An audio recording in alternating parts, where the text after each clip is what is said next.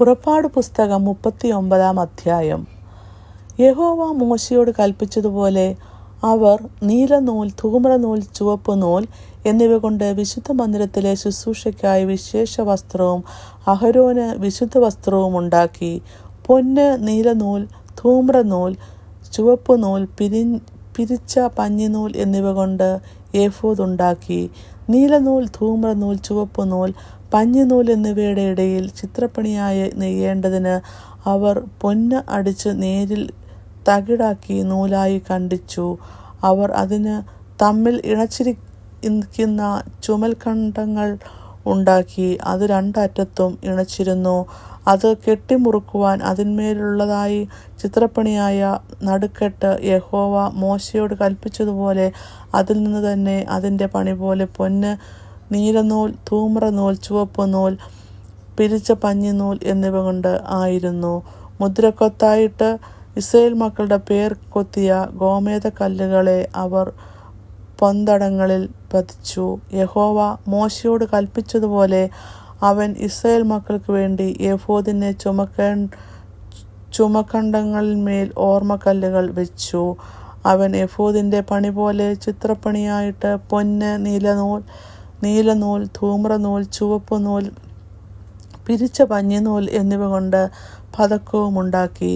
അത് സമചതുരമായിരുന്നു. പതക്കം ഇരട്ടയായി ഉണ്ടാക്കി. അത് 1 ചാൺ നീളവും 1 ചാൺ വീതിയും ഉള്ളതായി ഇരട്ടയായിരുന്നു.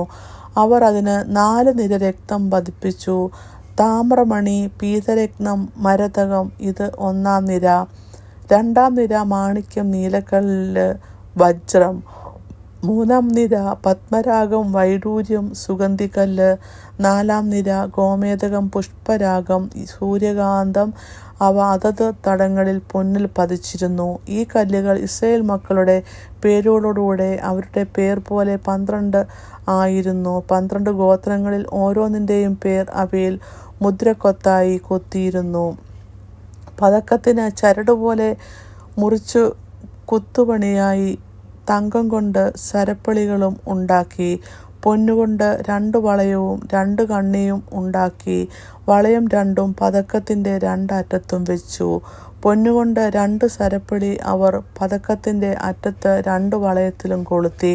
2 സരപ്പളികളുടെയും അറ്റം രണ്ടും അവർ കണ്ണി 2ലും കൊളുത്തി ഏഫോദിൻ്റെ ചുമൽഖണ്ഡങ്ങളിന്മേൽ മുൻഭാഗത്ത് വെച്ചു. അവർ പൊന്നുകൊണ്ട് വേറെ 2 കണ്ണി ഉണ്ടാക്കി പതക്കത്തിൻ്റെ മറ്റേ 2 അറ്റത്തും ഏഫോദിൻ്റെ കീഴറ്റത്തിന് നേരെ അകത്തെ വിളുമ്പിലും വെച്ചു.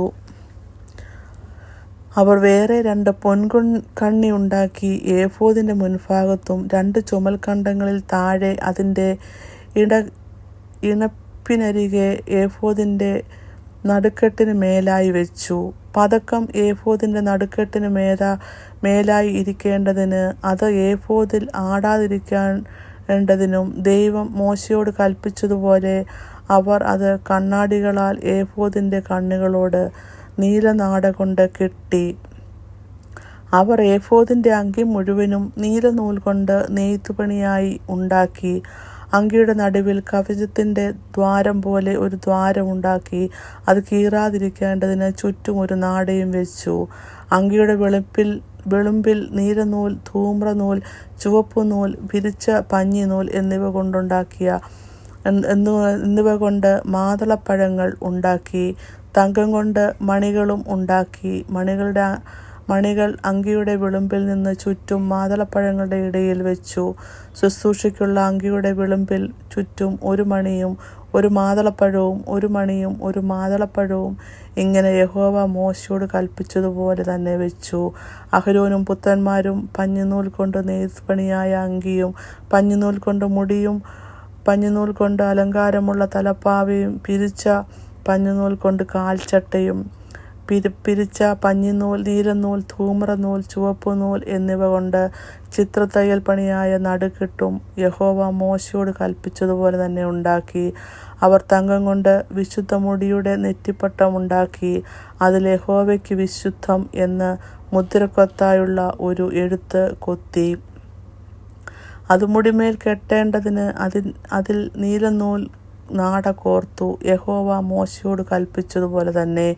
ഇങ്ങനെ സമാഗമന കൂടാരമെന്ന തിരുനിവാസത്തിൻ്റെ പണിയൊക്കെയും തീർന്നു. യഹോവ മോശയോട് കൽപ്പിച്ചതുപോലെ ഒക്കെയും ഇസ്രായേൽ മക്കൾ ചെയ്തു. അങ്ങനെ തന്നെ അവർ ചെയ്തു. അവർ തിരുനിവാസം മോശയുടെ അടുക്കൽ കൊണ്ടുവന്നു. കൂടാരവും അതിൻ്റെ ഉപകരണങ്ങളൊക്കെയും, കൊളുത്തുപലക, അന്താഴം, തൂൺ, ചുവട്, ചുവപ്പിച്ച ആട്ടുകൊറ്റന്മാരുടെ കൊണ്ടുള്ള പുറംമൂടി, തഹശു തോൽ കൊണ്ടുള്ള പുറംമൂടി, മറയുടെ തിരശ്ശീല, സാക്ഷ്യപട്ടകം, അതിൻ്റെ തണ്ട്, കൃപാസനം, മേശ, അതിൻ്റെ ഉപകരണങ്ങളൊക്കെയും, കാഴ്ചയപ്പം, തങ്കം കൊണ്ടുള്ള നിലവിളക്ക്, കത്തി വെക്കാനുള്ള ദീപങ്ങൾ, അതിൻ്റെ ഉപകരണങ്ങളൊക്കെയും, വെളിച്ചത്തിന് എണ്ണ, പൊന്നുകൊണ്ടുള്ള ധൂമപീഠം, അഭിഷേക തൈലം, സുഗന്ധധൂപവർഗം, കൂടാരവാതിലിനുള്ള മരശീല, താമ്രം കൊണ്ടുള്ള യാഗപീഠം, അതിൻ്റെ താമ്രജാലം, തണ്ട്, അതിൻ്റെ ഉപകരണങ്ങളൊക്കെയും, തൊട്ടി, അതിൻ്റെ കാൽ, പ്രാകാരത്തിൻ്റെ തിരശ്ശീല, തൂൺ, അതിൻ്റെ ചുവട്, പ്രാകാരവായിലിൻ്റെ മരശീല, അതിൻ്റെ കയറ്, കുറ്റി,